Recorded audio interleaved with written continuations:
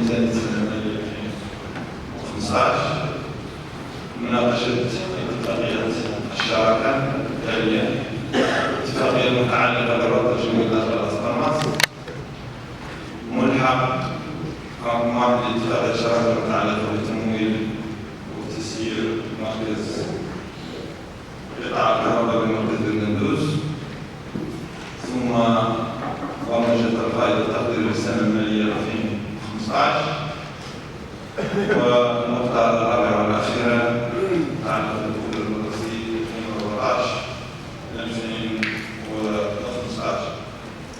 وأعطي الكلمة في البداية للسيد والي الجهة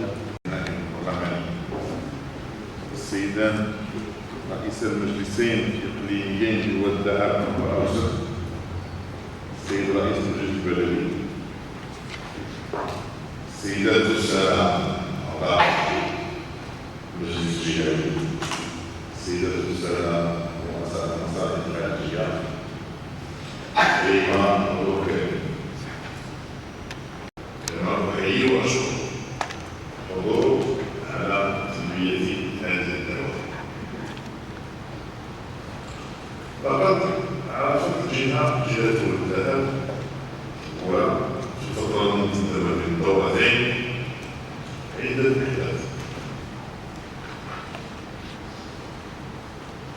أحداث وأنشطة هامة توازنا مع المكاسب الإعلامية التي مكنت من التعريف بالموارد الذاتية التي تظهر بها هذه الجهة. وأذكر أولا زيارة الندوب السامي للجهة، تدارسها في حينها بعد الاطلاع على التقارير التي أعدتها اللجان المتخصصة، وسنعمل بعون الله على تتبع تنفيذها كاملا في الآجال القريبة بإسهام كل الفاعلين والمتدخلين. اعتماد القاعدة التالية: المداخل الفعلية للسنتين المنصرمتين زائد المداخل الفعلية ل9 أشهر من السنة الجارية مضروب في 12 شهرا مقسم على 33، كما قدم مجموع الأبواب والفصول المتعلقة بالمصاريف الجزء الأول والتي تدخل في ميزانية التسيير، وذلك وفق المشروع الميزاني الذي تم إعداده على الشكل التالي: مشروع ميزانية السنة المالية 2015 مجموع المداخل المتوقعة: منتوج بيع التصاميم والمطبوعات وملفات المزايدات عليهم هذا الدرهم، حصة منتوج الضريبة العامة على الشركات 21,744,183،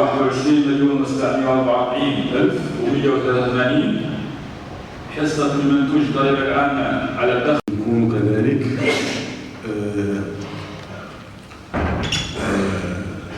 التوجه اللي خاص يكون عندنا في ميزانية المجلس الجهوي، وهو النقص أو ماشي النقص ولكن الاحتياط، خصوصا في ميزانية التسيير، باش نستعرضوا في النهاية باش نوصلوا للبرامج اللي غادي نوفروا.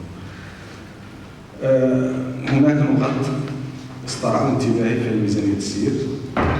أولهم وهي الارتفاع الملحوظ في ميزانية ديال الشرط المتعلق بالإقامة والاستقبال، واللي في واحد الفصل كاين تقريبا 550,000 المليون ديال الدرهم، يعني زيادة ديال 450,000 درهم، يعني تقريبا واحد الزيادة ديال 45%. كنمشيو لنفس تقريبا. والشريك وكالة الإنعاش والتنمية الاقتصادية والاجتماعي لأقاليم الجنوب.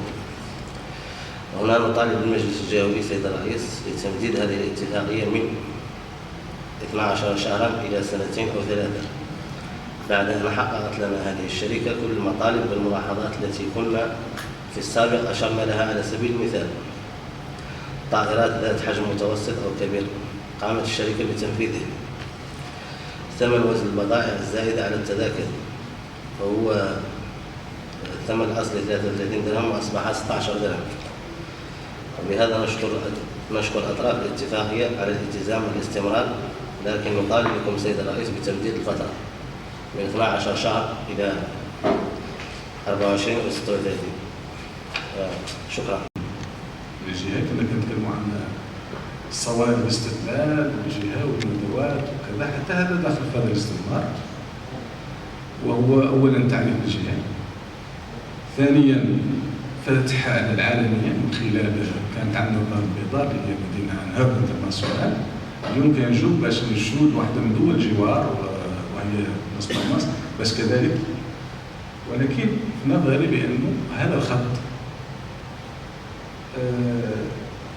خاصنا نعطوه التصور اللي تكلمت عنه، وهو كيف ممكن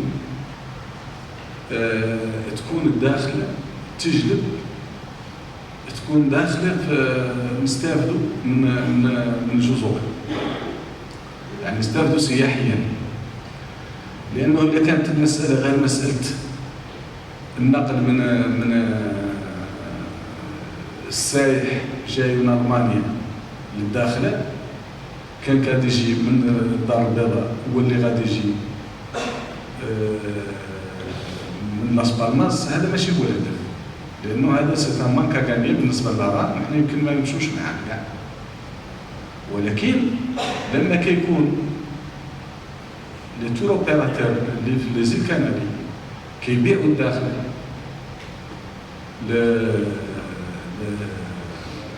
كيبيعوا في الباكيج ديالهم الداخل 4 ايام 5، كيجي السائح كيعطي واحد 5 ايام 6 في لاس بالماس و4 ايام 5 في الداخله، وكيكون بهذه الطريقه اللي قلتو السيد الرئيس، مثلا اليوم الاربعاء يمكن يجي ويكند برولونجي ويمشي لحد.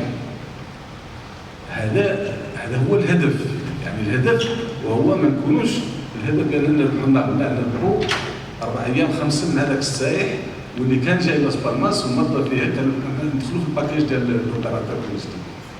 وهذا السيد الرئيس في نظري راه ممكن جدا،